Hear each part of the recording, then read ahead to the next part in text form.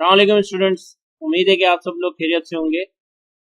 Last के lecture के अंदर हमने पोटेंशियल एनर्जी के बारे में डिस्कस किया और हमने पढ़ा कि पोटेंशियल एनर्जी वो एक एनर्जी होती है जिसमें ऑब्जेक्ट क्वांटिटी अपने फील्ड के अगेंस्ट काम करती है और फील्ड के अगेंस्ट काम करने की वजह से जो एनर्जी उस बॉडी के अंदर स्टोर होती है उस एनर्जी को हम पोटेंशियल एनर्जी कहते हैं। और पोटेंशियल एनर्जी का जो हमारे पास फॉर्मूला था वो PE is equal to mgh था, लेकिन वो mgh हमारे पास वैलिड सिर्फ तभी था जब हमारे पास हाइट 100 मीटर्स या उससे कम की हो। आई मीन के 50 मीटर, 60, 70, 80 इस तरीके के अगर हमारे पास डिस्टेंसेस थे तो हम वहां पर जो है वो mgh के फार्मूला को यूज कर सकते हैं।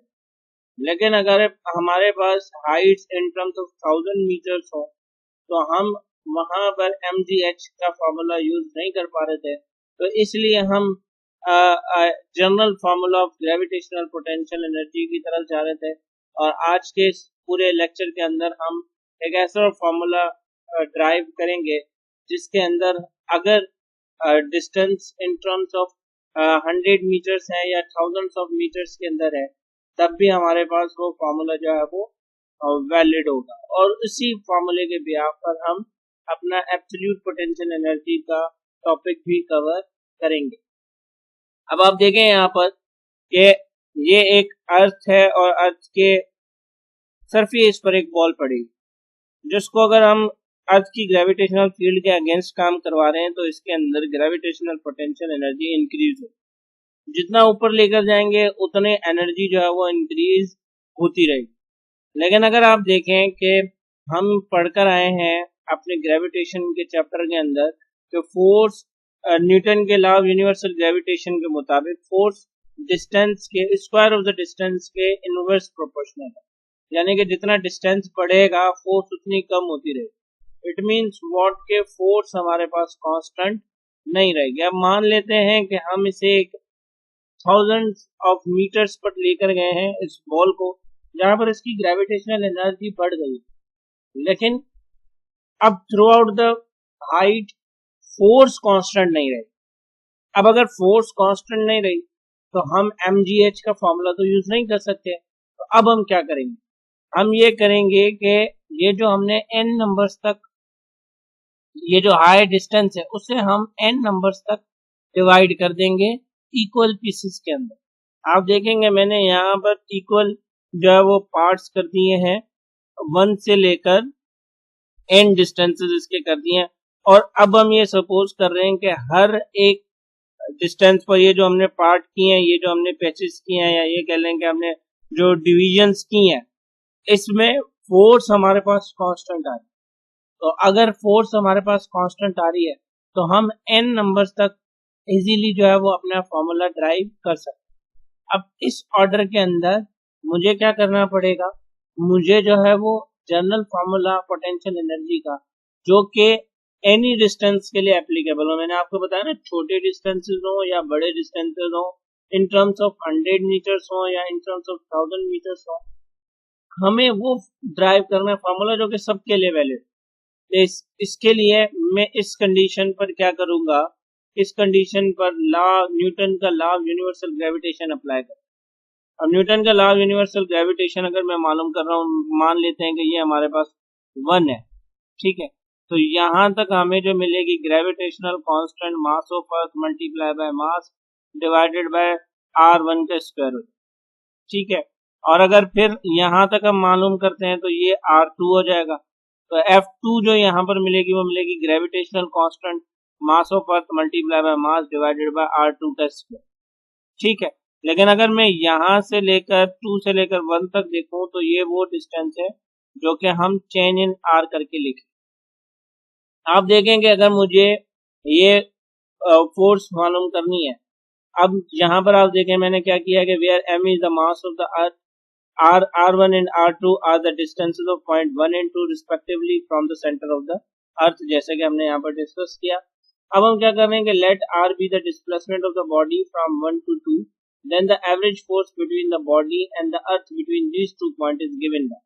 अब यह जो डेल्टा आर है, हम R1 और R2 तक ये जो डिफरेंट फोर्सेस हमें मिली है Newton law of universal gravitation की, हम क्या करेंगे कि इनका एवरेज मालूम कर देंगे। और एवरेज मालूम करने के लिए आपको मालूम है कि हम क्या करते हैं कि ये जितने टर्म्स हम न्यूमरेटर में प्लस करते हैं उतने ही नंबर्स के साथ डिनोमिनेटर में डिविजन्स लेते हैं।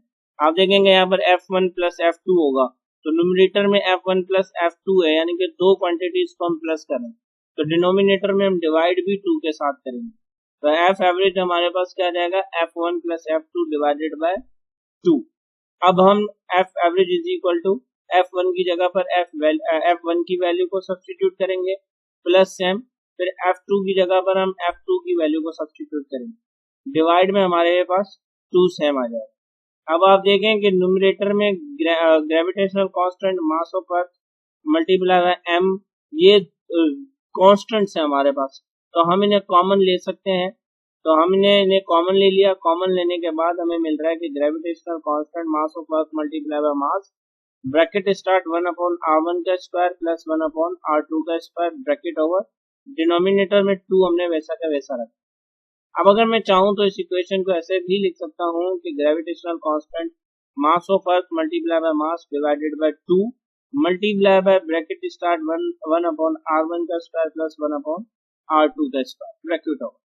तो यहाँ तक हमने एफ एवरेज जो है वो मालूम कर लिया कि जो एफ एवरेज मिलेगा वो हमारे पास इस तरीके का होगा। अब अगर मैं वर्क डन मालूम करना चाह रहा हूँ कि भाई 1 से लेकर 2 तक कितना वर्क डन हुआ है, तो वो वर्क डन मालूम करने के लिए हमारे पास फार्मूला है कि एफ डॉट डी, ठीक है, लेकिन यहाँ पर चेंज इन आर आ रहा है, आर का चेंज आ रहा है तो एफ एवरेज आ रहा है, तो F average multiply by change in are हो जाएगा, जो कि हमें वर्क डन देगा किसका 1 से 2 तक का वर्क डन देगा। अब मैं क्या करूंगा कि एफ एवरेज की वैल्यू को सब्स्टिट्यूट करूंगा, जो कि मेरे पास थी gravitational constant mass of earth multiply by mass divided by 2 bracket start 1 upon r1 का स्क्वायर प्लस 1 अपॉन r2 का स्क्वायर ब्रैकेट ओवर, फिर bracket start delta R. Delta R हमें पता है कि किसके बराबर होता है, ग्रेटर में से लेजर को माइनस कर देते हैं क्योंकि चेंज होता ही है, तो मैं R2 में से R1 को माइनस कर दूं। जब मैं R2 में से R1 को माइनस करूंगा तो मुझे चेंज इन डिस्प्लेसमेंट या चेंज इन हाइट मिल जाएगा। अब आप देखें कि gravitational constant mass of earth m/2, यहाँ पर मैं एलसीएम ले सकता हूँ क्योंकि दोनों ही जो है वो हमारे पास प्लस हो रहे हैं, तो एलसीएम ले लूंगा। एलसीएम लूंगा तो डिनोमिनेटर में मेरे पास आ जाएगा r1 का स्क्वायर और r2 का स्क्वायर। अब आप देखें कि r1 स्क्वायर से कैंसिल आउट हो जाएगा, r2 स्क्वायर बचेगा जिसे मैं 1 से मल्टीप्लाई करूंगा, तो यहाँ पर न्यूमरेटर में r2 का स्क्वायर हो जाएगा। बीच में प्लस है तो हम प्लस की साइन यूज करेंगे, r2 का स्क्वायर r2 के स्क्वायर के साथ कैंसिल हो जाएगा, r1 का स्क्वायर बचेगा जो कि मैं 1 के साथ मल्टीप्लाई करूंगा तो r1 का स्क्वायर हो जाएगा। बेसिक मैथ्स को इस्तेमाल कर रहे हैं, एलसीएम हमें पता है कि इसी तरीके से लेते हैं, बाकी की वैल्यूज को हमने एज इट इज सेम रखा है, r2 माइनस r1 वैसा का वैसा रखा है। अब हम क्या करेंगे, हमें मालूम है कि चेंज इन r जो है वो हमारे पास बराबर है r2 माइनस r1, और r1 यहाँ पर माइनस का है, अगर इज इक्वल टू के इस तरफ ड्राइव करेंगे तो इट बिकम्स पॉजिटिव। R2 की वैल्यू हमें क्या मिलेगी कि डेल्टा R प्लस R। मैं जस्ट कुछ नहीं करूंगा, ये जो ऊपर वाली वैल्यू थी, ये जो हमने ऊपर वाले एक्सप्रेशन लिए हैं उसको एज इट इज रखते हुए बस R2 की जगह पर R2 की वैल्यू को सब्स्टिट्यूट कर। आप देखें कि R1 हमारे पास R2 हमारे पास डेल्टा R प्लस R1 है, तो मैंने यहाँ पर gravitational constant mass of earth multiply by m divided by 2 same रखा, ब्रैकेट स्टार्ट R2 स्क्वायर है तो R2 की वैल्यू हमें क्या मिली R1 प्लस डेल्टा R, जिसको मैंने होल स्क्वायर कर दिया क्योंकि R2 के ऊपर स्क्वायर था, प्लस में R1 का स्क्वायर सेम रखा, डिवाइड में R1 का स्क्वायर मल्टीप्लाई बाय R2 का स्क्वायर वैसा का वैसा, और ये R2 माइनस R1 ये भी मैंने as it is same to same यहीं पर रखा। अब क्या करेंगे हम कि gravitational constant mass of earth multiply by m divided by 2, यहाँ पर हमें पता है कि होल स्क्वायर है, तो होल स्क्वायर किस फॉर्मूले के अंदर खुलता है, एज वी नोटेड के होल स्क्वायर हमारे पास खुलता है a plus 2 A plus B whole square अगर हमारे पास है तो वो हमारे पास खुलता है ए स्क्वायर प्लस 2ab और प्लस में बी स्क्वायर। तो हमने ये जो होल स्क्वायर था इसे हमने इस अलजेब्रिक फार्मूला के अंदर खोल दिया। तो g का gravitational constant mass of earth multiply by m divided by 2 same, ये जो होल स्क्वायर था इसे हमने खोल दिया तो r1 का स्क्वायर हो गया प्लस 2r1 डेल्टा r आ गया प्लस डेल्टा r का स्क्वायर आ गया। फिर प्लस में ये जो r1 का स्क्वायर था ये वैसा का वैसा रख दिया। डिनोमिनेटर में r1 square multiply by r2 square वो सेम टू सेम और साथ ही साथ ये जो r2 minus r1 delta r जो चेंज इन r था वो भी हमने एज इट इज वैसा का वैसा रखा।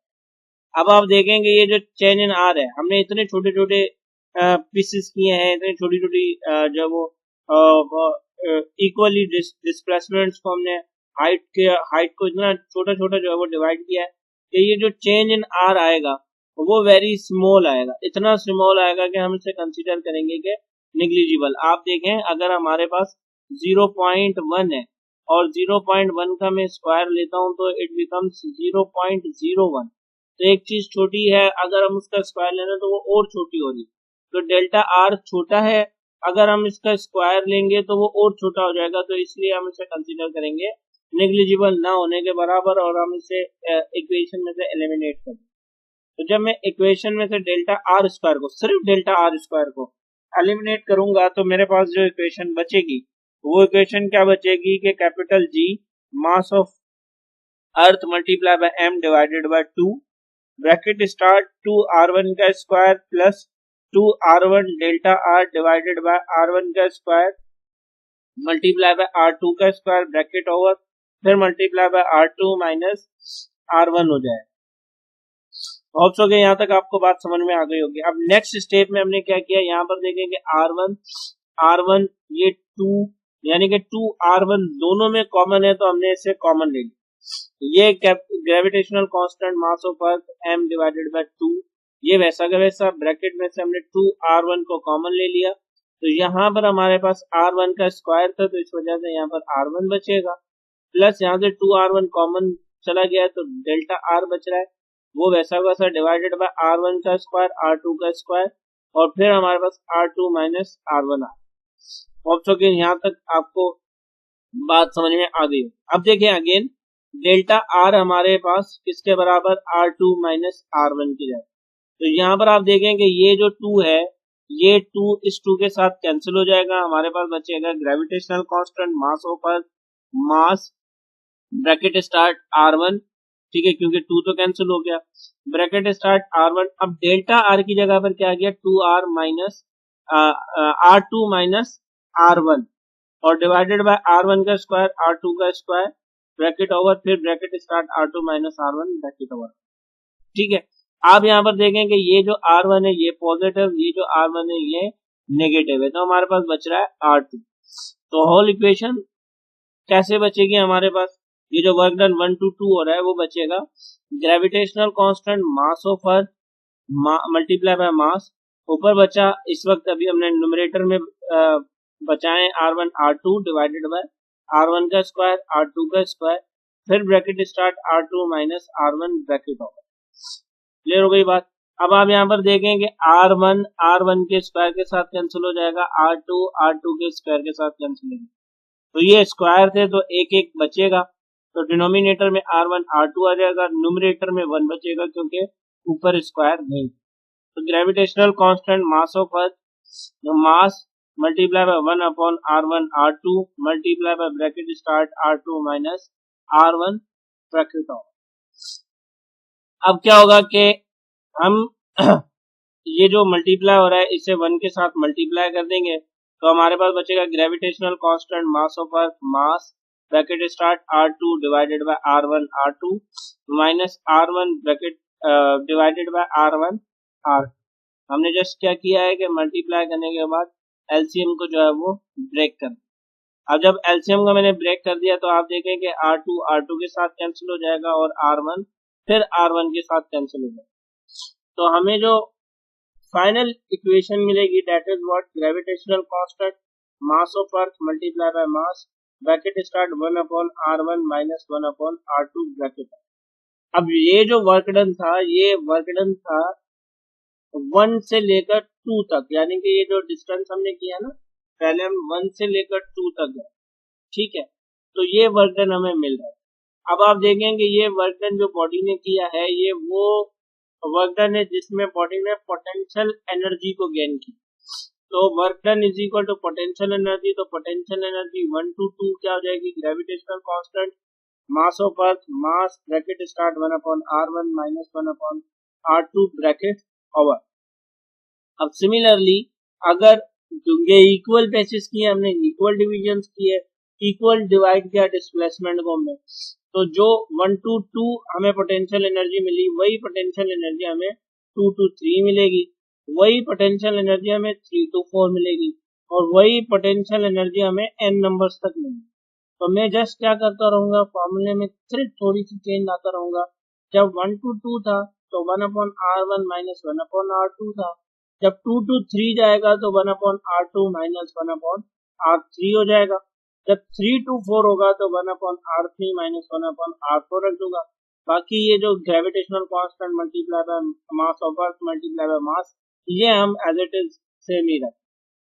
अब हम क्या करेंगे कि मुझे तो पोटेंशियल एनर्जी मालूम करनी है, टोटल मालूम करनी है, तो मैं क्या करूंगा कि इन पोटेंशियल एनर्जी को सम अप कर दूंगा, जितने भी ये पोटेंशियल एनर्जी है n नंबर्स तक, इनको प्लस करता रहूंगा, और प्लस करने के बाद मुझे फाइनली उस n नंबर तक की पोटेंशियल एनर्जी मालूम हो जाए। तो since the total potential energy of the body between point 1 and n will equal the sum of the above equation, ये अबव इक्वेशंस के सम के बराबर है। तो पोटेंशियल एनर्जी टोटल लिखूं या 1 to n लिखूं, both are the same thing. तो मैंने क्या किया, पोटेंशियल एनर्जी 1 to 2 को प्लस किया, पोटेंशियल एनर्जी 2 to 3 प्लस किया, पोटेंशियल एनर्जी 3 to 4, और ऐसे में प्लस करता जाऊंगा n नंबर्स तक। आप देखें कि जब मैं पोटेंशियल एनर्जी को सम अप करूंगा तो हमने सिर्फ चेंज किस में लाए थे, हम R1 R2 में, और फिर R2 को R3, फिर ऐसे, और ये जो gravitational constant mass of earth multiply by mass था, ये common as it is same to same रखते हैं। तो मैंने यहाँ पर भी पहली फुर्सत में इससे कॉमन लेकर सिर्फ 1/r1 माइनस 1/r2 रख दिया। फिर जब मैं 2 to 3 गया हूं तो फिर 1/r2 माइनस 1/r3 कर दिया। फिर प्लस जब मैं 3 to 4 गया हूं तो अब क्या हो जाएगा, 1/r3 माइनस 1/r4 आ जाएगा। फिर प्लस करूंगा और ऐसे प्लस करता जाऊं। तो अब आप देखें कि यहाँ पर 1/r1 माइनस का है, 1/r2 पॉजिटिव है, सिमिलरली 1/r3 यहाँ पर नेगेटिव है, तो आगे यहाँ पर 1/r3 पॉजिटिव आएगा, और ये फिर ऐसे कैंसिल आउट होते रहेंगे। इन द लास्ट हमें जो इक्वेशन बचेगी वो इक्वेशन क्या आएगी कि gravitational constant mass of earth, mass 1/r1 minus 1/rn bracket of, ठीक है। ये हमें वो फाइनल इक्वेशन मिलेगी, ये वो फाइनल फॉर्मूला मिलेगा जो कि पोटेंशियल एनर्जी का होगा 1 से n नंबर्स तक। तो gravitational constant mass of earth multiply by mass divided by 1/r1 minus 1/rn bracket over. The above equation gives us change in potential energy of the body between any 2 points 1 and n in the gravitational field of the earth. It is equally valid for short as well as long displacement. Hence, it is the general formula for potential energy between any 2 points in the gravitational field.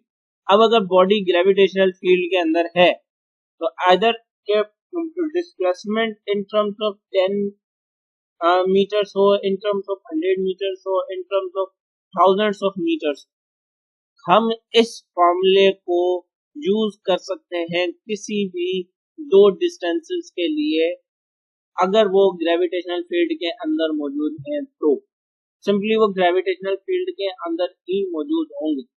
तो आज तक हम इसे यहीं तक रखते हैं, क्योंकि यहीं से हम कंटिन्यू करेंगे एब्सोल्यूट पोटेंशियल एनर्जी के इक्वेशन को।